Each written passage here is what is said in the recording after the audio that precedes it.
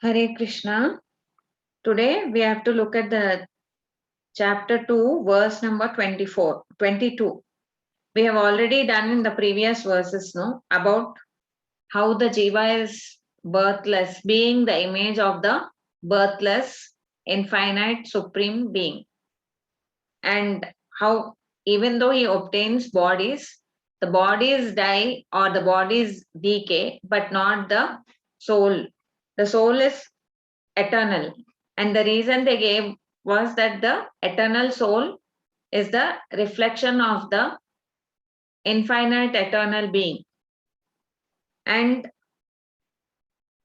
understanding this, that the soul is never going to die, and even if you try to stop the body from being from dying, you cannot do it because that is the nature of the body.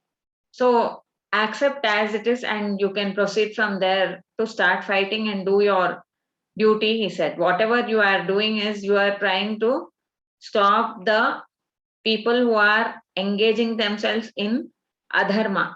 Adharma means that which is not right, which causes a wrong to the good people of the world. So that should not be allowed by the rulers, the kings. They are there in place to protect dharma.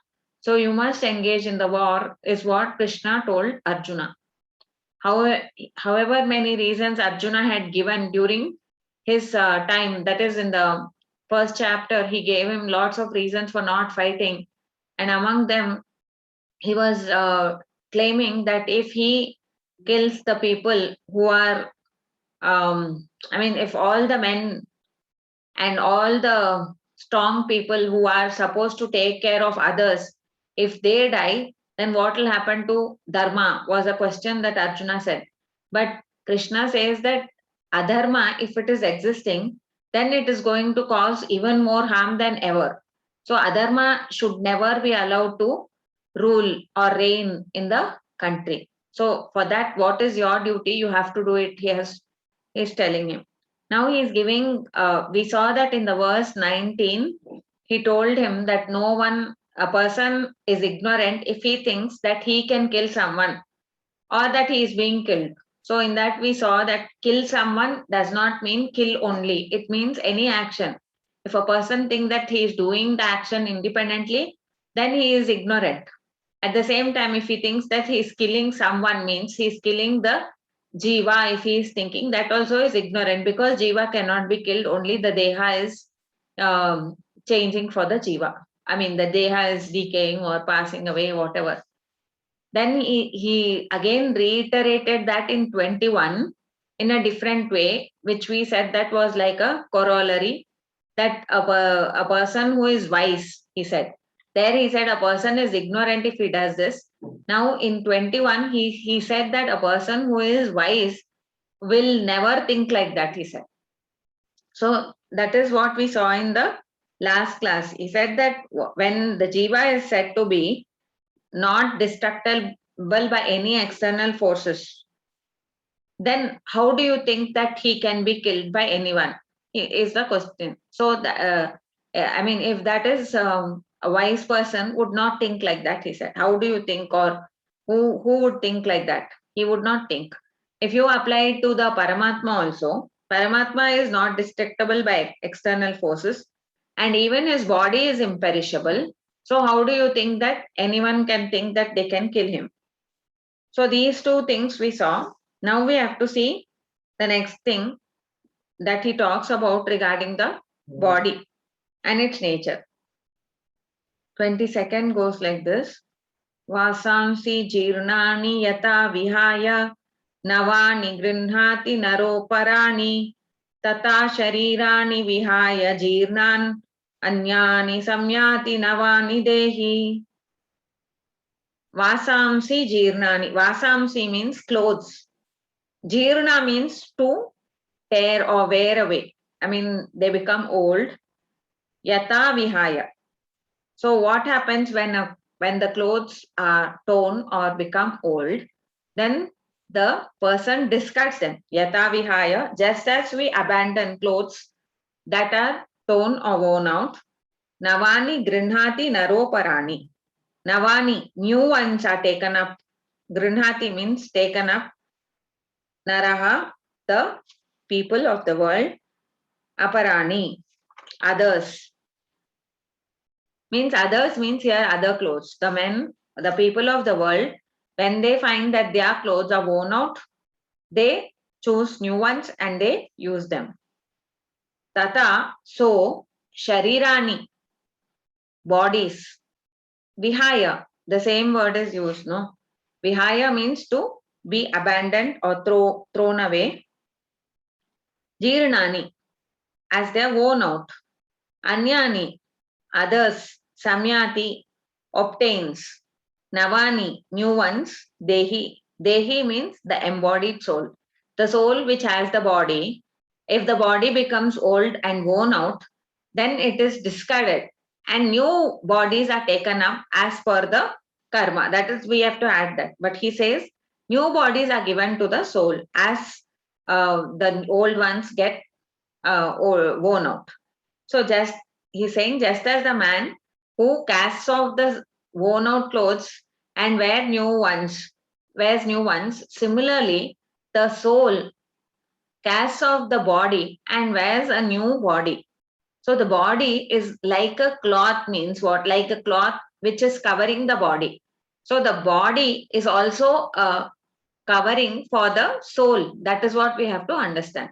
The soul is immutable, means, and it's changeless, it is immortal. And around that soul, there is the covering called the body. So in the Upanishad text, they say there's not just one body. Totally, for this, what we see here is the fourth one. What we see here, that is the Stula Deha, we call it. But inside that, there is one more body called as the Sukshma Deha. And inside that, there is one more body called as the Linga Sharira. And inside that is the Swarupa. Swarupa means the Jiva itself, or the Jiva's body, whatever you want to call it. It is not separate from the Jiva itself. So, but these Linga Sharira is eternally it's been there.